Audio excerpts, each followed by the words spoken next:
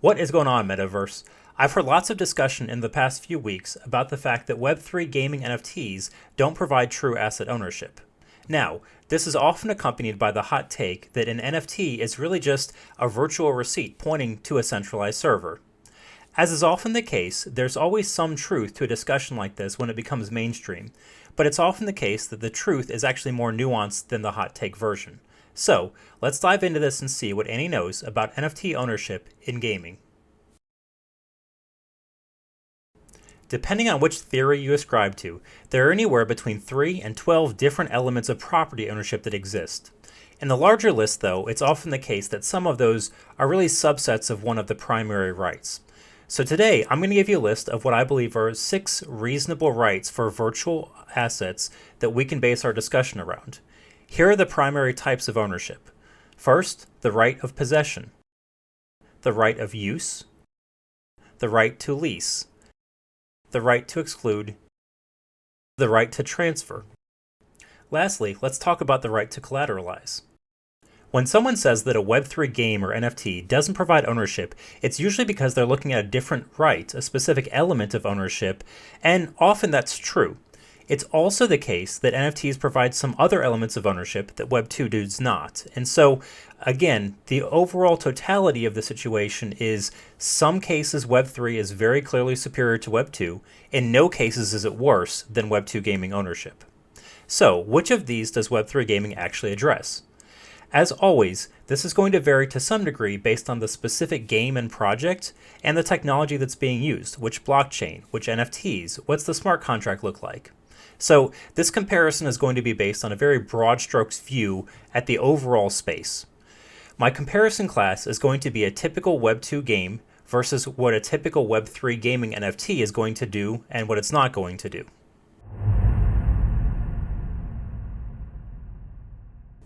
When we think about virtual assets in the traditional world, in Web2, you often own only some modified version of the right to use. You essentially are licensing music, videos, artwork, and gaming assets from some centralized control space. This is enforced by a combination of an underlying technology infrastructure, terms and conditions and licensing agreements with the owners, as well as legal precedents that have been built up over the case of several decades. Let's look at a simple example of a virtual Web2 sword that you obtain through a video game. In general, you're going to have the following situation for these 6 primary rights. Firstly, the right to possession. In this case, you have a 0 out of 10. You cannot virtually move the storage of that sword off and away from the server that's housed on. So let's say the sword was in World of Warcraft. Blizzard isn't going to let you do anything with the bytes of data that this is stored on in a server somewhere. This is pretty inarguable given that you own no element, you've signed away any rights in the terms and conditions, and you have no recourse. If you ask Blizzard to give you the sword back, if they take it from you, you can't use it, so you retain no possession whatsoever. Next is the right to use. The answer here is yes, partially so. I'm going to rate this as a 6 out of 10, and here's why. You have the ability to use your sword as long as you do so in a way that doesn't conflict with the way the game developers want you to. Anyone that's ever had an account or an item banned because you do what something the developers consider an exploit, or you trade something for an object in the real world that they don't allow you to have, know that you'll lose the right to use that asset immediately. In other cases, it can be something that's considered an unfair or imbalanced situation where you're not allowed to use that sword in a very specific setting. You also can only use that sword in a particular world built by very specific developers. So that sword that you obtained isn't going to be able to be used in another universe by another Web2 game development studio. So in general, yes, you have right to use, but only in some nuanced ways. So again, a 6 out of 10. Next is a right to lease. In this case, it's essentially none in Web2. I'm going to rate this as a 0 out of 10. There may be very occasional niche cases where in a specific game you're able to lend an asset to someone else for some in-game item or value that you get in return, but those are very targeted to a specific environment. It's part of the core gameplay mechanic. It's nothing to do with the asset itself. In general, if you want to loan an item to a friend or especially a stranger in the game, the best you can usually hope for is to give it to them, and maybe they give you some collateral back that you can hang on to, and you hope that you're able to work out a trade in the future where they'll return it to you later on. And if you tried to do this with any real world assets and the developer found out, they would strip the virtual item from whoever had it at the time as well. So in this case, you really have no right to lease whatsoever. Next up is the right to exclusion. This right talks about the overall scarcity and uniqueness of an object. It determines whether or not you can prevent other people from having the same item that you do. In the Web 2 space, the answer is almost none. I'm going to rate this as a 1 out of 10. And here's why. Even if there's an item that's more rare within the game and it's more difficult to obtain than another one, there's nothing that's preventing another person from following the same path that you did in order to get that object. The concept of scarcity doesn't exist. One virtual sword in Web 2 is literally an identical set of bits in another server compared to the same virtual Web 2 sword. Your sword is indistinguishable from someone else's, and therefore you have no ability to exclude someone from having the same object as you. This is a 1 out of 10. Next up is the right to transfer. The answer here is kind of mixed. I'm going to give this a 3 out of 10 because I think it's partially true. You have the right to sell or trade items or give them away in many games. There are internal game economies. Now, you're excluded from being able to trade with real-world assets, so obviously that's a pretty big strike against Web 2 compared to Web 3. However, it does exist. You have parameters also placed upon you in that you can only transact within the game's ecosystem. You can't take it outside of a single universe or server or world that you're engaged in. And in general, you can destroy or trade your sword with someone else as long as the developer agrees you're doing so in a manner that's possible. So you might have a sword that is soulbound and you're unable to give it to someone else. You could still destroy it, so the disposal is true, but maybe not the transferability of the item. So again, in this case, partially true, yes, but minorly so. So 3 out of 10. The last category is one that's often overlooked. It's the right to collateralize. The answer here is pretty obviously none. You have no ability to take out a loan against your virtual sword in a Web 2 game. This is a 0 out of 10. If you try and go to a bank or to any platform that I've ever heard of and say, by the way, I have this fantastic legendary weapon in World of Warcraft, they're going to come at you and throw you out of the building pretty quickly. So, in general, no right to collateralize whatsoever with Web 2 assets. So, as we can see, in the Web 2 gaming space, the situation is pretty bleak. There's really only one particular right that you have any semblance of ownership of, and that's the right to use an item. And in this case, it's still mixed and very constrained. Other than that, the typical rights that we would think of with a virtual object don't exist whatsoever. So we're starting from a pretty low baseline here as we look to Web3 gaming, but let's dive into what the differences are and see where critics of Web3 gaming are right and where they may be off base.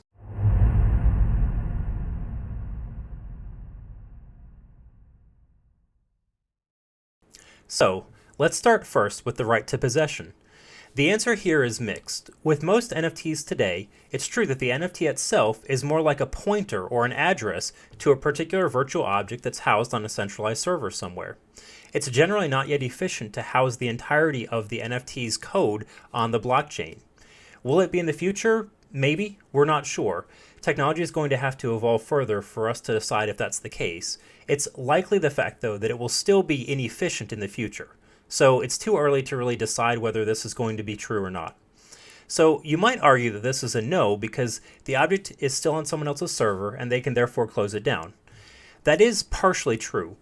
But this is also true in the physical world. If you think about it, everything that you own in the physical world is also borrowed as well. So wherever you live, the government has the right to come in and take your property. They can take your house or your car for various reasons. It depends on the jurisdiction.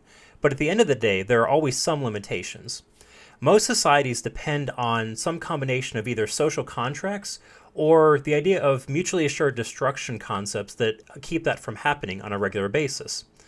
These same concepts apply equally in virtual worlds. So if you're working with a company and the main component of their product offering to you is the fact that you can own part of their assets that they're allowing you the use of and the ownership of, and then they go back on that agreement, there's social contracts that are in play. Everything doesn't always resolve down to the lowest common denominator, which is legal threats or force.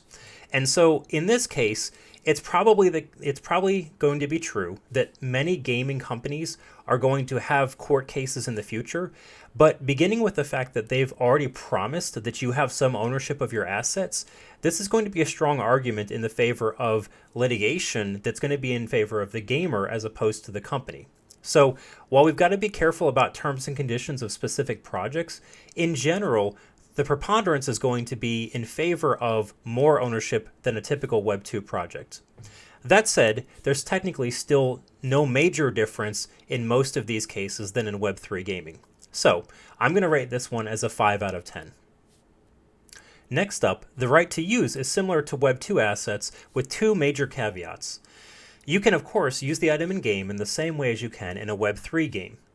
In some cases, developers are going to be unable to restrict the use of the item because they disagree with you or because of some in-game behavior or activity that you take. So your risk of being excluded from use is lower. Additionally, you may be able to use that same object in another game or universe where the developers are friendly to owners of that asset.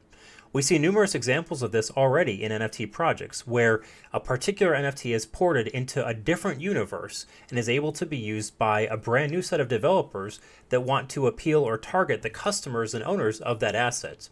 This doesn't happen at all in Web 2, aside from some very rare ad and marketing campaigns based on overall gameplay that you can see, for instance, on Steam ownership and usage. So in general, the difference isn't major, but I'm going to give this an 8 out of 10 in Web 3 compared to Web 2. Next up, we have the right to lease. This is very strong in Web 3, and I'm going to rate this as a 9 out of 10. Some games are actually building their entire core structure around this baseline, and they're creating internal marketplaces that allow you to lease items with other people. This is the core concept of some NFTs in general. Entire guilds and DAOs have evolved over the past 3 years with just this structure in mind, many of them beginning in the play-to-earn space, but then porting over to more sustainable games. Smart contracts allow exactly this type of logic to be created, and while it's not trivially easy, it's also pretty straightforward to set up. So leasing a Web3 asset is going to be a major part of the structure and the value proposition that it provides in the future. The right to exclude is up next, and it's a little bit more mixed than it probably appears at first glance. You might think this is actually one of the strongest arguments for Web3 gaming, but I would disagree. Firstly, when you earn or mint a specific NFT, it's true that you can see all of its unique attributes on the blockchain. You can verify that nothing else is the same NFT as that one. That's exactly why it's an NFT and not an FT. Non-fungible means that it's different from another token. However, there are two caveats that make this not entirely true with Web3 gaming in ways that matter. The first one is game developers can create a second collection. So for instance, let's say that you minted out a near perfect sword in the Genesis version of a game. There's nothing that's stopping that same developer from 1 year later creating version 2 of the sword line, and that sword, the best one, might be substantially more powerful than the one that you have. And so there's nothing that prevents you from being effectively diluted over time by game developers. In fact, I've argued and believe in many cases that power creep over time is going to be necessary for healthy game economies to thrive. So overall dilution of your assets is probably a good thing for the game environment, but from an overall rights and ownership perspective, it's a negative for excludability. The second key way is the overall utility of your excludability is varied. What I mean by this is if you have a sword that, let's say, is able to be the most effective weapon in the game, but it only works against fire enemies. It could be the case that in a particular expansion, the developers decide not to put any fire enemies into the game. Now, your sword retains the overall rarity and uniqueness that it had when you earned it, so it's still excludable in the technical sense. But the reason that that was valuable and the reason that was a right that was meaningful is because of the overall utility assigned to it. So in general, because of your inability to control the game economy and the game environment, you might lose the value of the excludability. So for these two reasons, I'm going to rate this as a 5 out of 10. Next up, the right to dispose or transfer assets is probably the most obvious use case in Web3. This is the one that everyone thinks about, and for good reason. The ability to buy, sell, trade, or burn NFTs is what's driven them to have the most integration with the real-world economy that we've seen in the virtual space in decades. Some recent discussions have been ongoing about royalty fees, marketplace transactions, and exchange structures. The overall presence of taxes or middlemen shouldn't really change our view on the overall value and rights of transfer. So while you can eat away at the essence, and there's some truth that if those taxes become too high, you might say that someone loses the right to transfer. So let's take, for instance, a person that while they're trying to sell an item, they have a 97% tax on top of it. You would argue that they probably don't really have the right to transfer that item. Similarly, if someone is transferring it but there's a 0.1% processing fee, no one would argue that they don't have the right to own and transfer that object. There's somewhere in the middle where that right begins to be dissolved. I would argue in the current structures that we see today, this is pretty low. There are very low transaction fees that we see on most marketplaces, and it seems unlikely for them to get much higher. So I'm going to rate this overall as a 9 out of 10. Lastly, let's talk about the right to collateralize. This may be one of the most overlooked rights, in the same way that I mentioned it for Web 2 is completely unfathomable. So while this concept doesn't exist in Web 2, we've already seen many examples where high-value NFTs are being used as collateral for loans or other transactions. It's only a matter of time that all land plots, characters, ships, virtual commodities, gear, and yes, the sword we're talking about are fully collateralizable. This is essentially 100% a solution in Web 3. Projects like Dive and BendDAO already allow this as long as you have a high enough valuation on your NFT. There's no reason that it won't expand to be even lower valued items as long as the prices are stable and you have a willing person on the other end of the table. So in general, this is a 10 out of 10 for Web3 gaming. As we go back and review, in half of the rights that I look at, we see a major improvement over Web 2 in Web3 gaming models. It's true that in the case of right to use, we see only a minimal change, and in two other instances, that of possession and exclusion, we see only a partial success as we move from virtually no rights to partially true. To be fair to many of the critics of Web3 gaming, they're focusing on these three elements of ownership. However, it's also true that there are three others that there's a wild difference in ownership between Web 2 and Web 3. So when we're looking at these hot takes and quick statements, we need to make sure that we look at the total picture first before we make these blanket statements. If you want a more thorough review on some of these topics, I recommend that you look at an economics textbook or a summary on the difference in excludability and rivalrousness. These two topics talk about the types of rights that exist, and it's really good reading for someone that wants to get a stronger ownership in this space. In summary, excludability means if I have the thing and you don't have it, it's excludable. Something being rivalrous means that if I consume more of the thing, then that means that you have less of it. Both of these can be true or false in various circumstances. So a lot of these rights that I discussed today are underpinned by these two concepts. Most of the rights that we think about and that exist in the legal system are built around these two lenses of thought. One big caveat to everything that I've shared here today is that we have no substantial case law for many of these situations. In many cases, there's not even any regulatory language that exists for these discussions. However, we're going to see this evolve over time. If we were to look back 5 years from now, I'm sure this video I would rate very differently a number of these categories as we see things develop. This is true whether it's technology, regulation, legal interpretation, or just the general use cases within the industry, between consumers and builders and developers and marketplaces and so forth. In conclusion, Web3 ownership, specifically when it comes to gaming, is a partial solution. It does address multiple rights that come with property ownership, albeit in an imperfect way sometimes.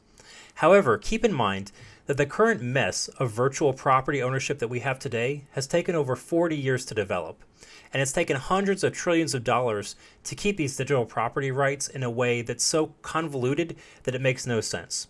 Holding a 5-year-old technology to task for solving all of those problems in a single go is pretty unfair if you ask me.